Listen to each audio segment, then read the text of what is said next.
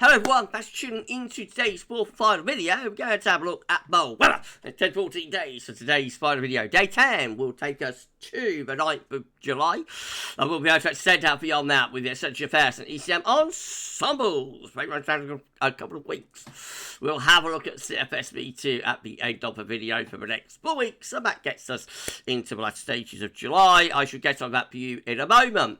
Just to say that the first video release today was our 6 AM UK weather forecast. We've also released a weekend forecast and the first autumn 2024 season weather roundup. Check out all of today's videos and content. Thank you so much everyone for doing that. I'm going to say hello and happy birthday to our good friend Mark Kanish. Hello Mark.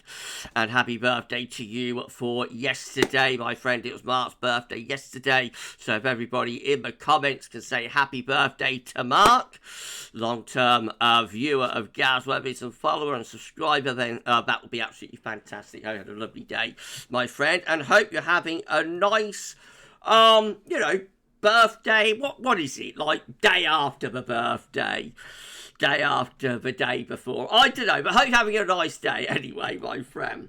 I hope you had a lovely birthday. Right, okay, let's do this. And we're going to have a look at the tropical Atlantic first of all. Let me just put my boards up. Hold on.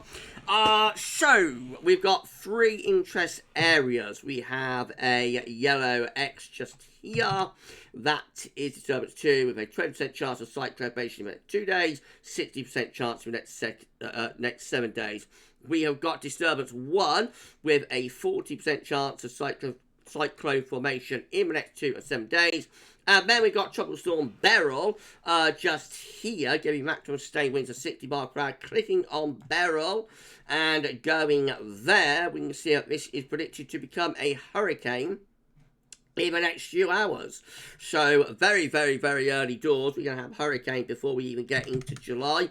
If that is correct, how strong will the future hurricane Beryl become? Let's go to discussion, and we can see that in 2 or 3 days this is going to become a high-end category 2 hurricane, giving maximum sustained winds of 110 miles per hour there. So it could become a category 2 hurricane. Goodness gracious me. So again, this is all signs of a big hurricane season, I think, and very early days be seeing a hurricane in the Atlantic. Remember, the peak of the season isn't until September and October, so makes you wonder what will be happening by the time we get there. We are expecting a big hurricane season this year due to the warmth of the tropical and subtropical Atlantic, and I think this is another heads up of that.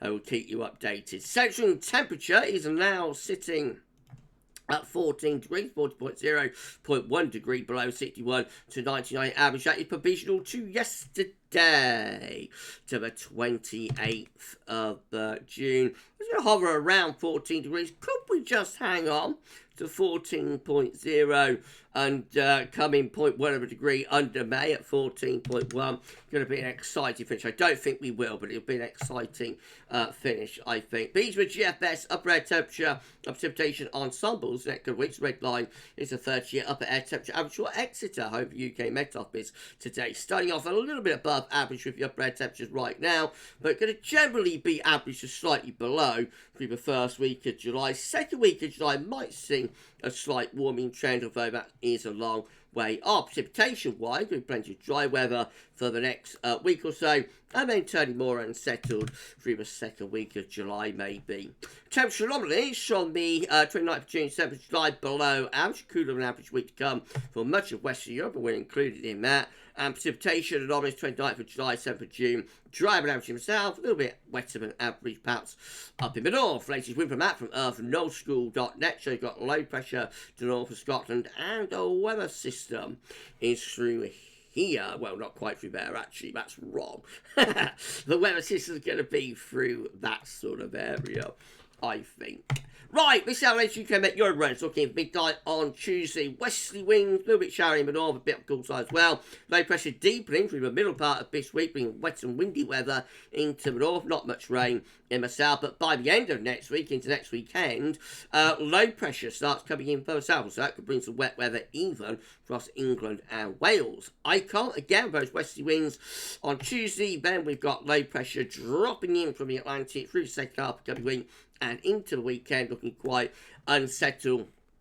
And dare I say it, a little bit on the cool side there as we get to next weekend with Icon. This is how the KMA is looking again.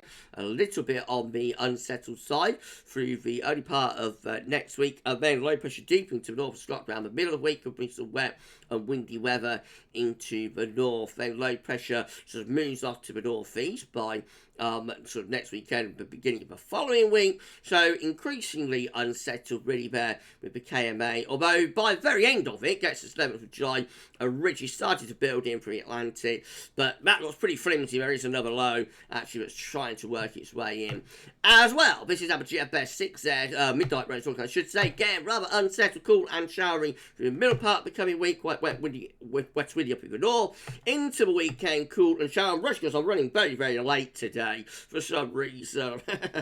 So let's crack on. Let's get through this. So up to day 10, looking unsettled, rather mixed, rather unsettled. Showers, long spells of rain into the extended range. It tries to get warmer, but low pressure still meandering around the place, keeping further showery conditions going, really. So first half, July looking quite mixed there with the GFS midnight rubber. GFS V2, all much of a muchness through next week. Looks quite wet and windy in the north anyway. The middle part of next week, cool and showery into next weekend. Then another low knocking around for sort of days 9 and 10, keeping things rather cool and mixed then. Beyond that, though, the 6A does build up a ridge of high pressure, so it turns drier and warmer through the second week of July. Some very hot air sitting over the other side of the continent, by the way. Got plus 30 Celsius iceberg bearing to southern and eastern Spain by the 13th of July.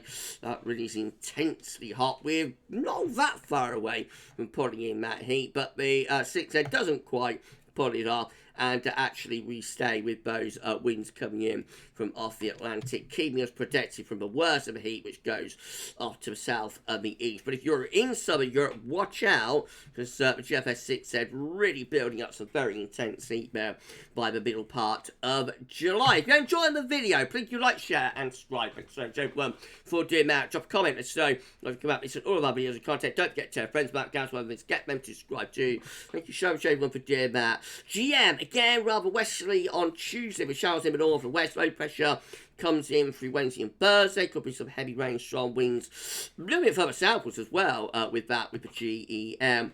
Into the second half next week, low pressure keeps on coming, especially in the north and the west. So all looking rather showery, rather cool, rather unsettled up to day 10 there with GEM. And then the ECM once again with those west and northwest winds on Tuesday. Low pressure deepens to north of Scotland through Wednesday and Thursday. Wet and windy weather, particularly in the north. Second half next week, rather showering into next weekend as well. Bit on the cool show side, a slight little ridge building perhaps by day 10. This is a precipitation forecast based on that ECM run from tometeo.com. Most showers in the north and west over the next couple of days. Monday brings some wet weather into the north, but not much rain getting through to the south. For up by the middle next week, though, could be some showers even into southern regions. And by next weekend, actually looking rather wet here across England and Wales as well. By day 10, starting to turn a little bit drier, but will be cool. And this is the option on the table within the ECM ensembles today. Hold on, that's wrong. That's wrong, hold your horses. There we go, that's better. This is the upshot table within the ECM Ensemble day for day 10 from the Icelandic Met Office. Hang on. There it is. Yes, gets us to the 9th of July. 51 out of 51 members of the ECM ensembles, all of them with low pressure to the north, northeast, and in the Atlantic, high pressure up towards Greenland, looking rather cool and showery. And then during time, it's the option that we've got, and blocking up towards Greenland, and probably a shallow trough through here, keeping things pretty cool and showery. CFS V2 finally reached a 500 millibar high times, bringing down to week periods. The first week period, so it's 29th of July, 29th of June, 5th of July. High pressure to west-southwest, low pressure to north-northeast. Winds coming in from a westerly direction, mostly dry in the south, a little bit showery up in the north. Week 2 will be the 6th to the 12th of July with low pressure to the north, and again that looks rather unsettled and a little bit mixed. Week 3 will be the 13th to the 19th of July, high pressure out to west, low pressure in across Scandinavia, winds a little bit northwesterly, so drier but a bit on the cool side. And then finally week 4 will be the 20th to 26th of July, high pressure just out to the west, probably quite dry, but you know, nothing particularly exciting happening with temperatures there as the wind remains from off the Atlantic. We'll see. Right, if you enjoyed the video, please like, share, subscribe. Make sure to everyone for doing that. Drop a comment, let us know about this and all of our videos and content. And don't forget to tell your friends about GavsWeatherVids. Get them to subscribe too. It's amazing, it's incredible. So to everyone for doing that. Right, well, that's it for today's video. So if you enjoyed them, please give us a like. And just to tell you what's happening on my channel tomorrow, we're going to have a 6 AM UK weather forecast. But it's a big day tomorrow because at 2 PM, we've got the premiere for the winter 2024-25 NAO forecast. So it's a once-a-year event, biggest video but release of the year. It's going to be premiered at 2 PM tomorrow. Get your glad rags ready. I shall see you on the red carpet about 1:45. How does that sound? And we'll watch the premiere together. Hopefully we're able to live stream at 7 PM tomorrow. It's all dependent on the England game. So it's going to be a later live stream than usual. Normally we'd be live streaming at 6 o'clock on a Sunday. Going to be 7 o'clock, hopefully after the England match. If that overruns, then, you know, I've got a nightmare. But we'll see what happens anyway. Fingers crossed we're live streaming at 7 PM to discuss the NAO forecast and including our 10 to 14 dayer in that as well. Haven't done a live stream since May, so I'm ready for one. Let's hope England play ball, if you're part of the pun. We're able to do it. But in any case, you enjoy the rest of your Saturday. I shall see you tomorrow for the NAO forecast premiere for winter 24-25. But for this one, that's all for now, and thanks so much.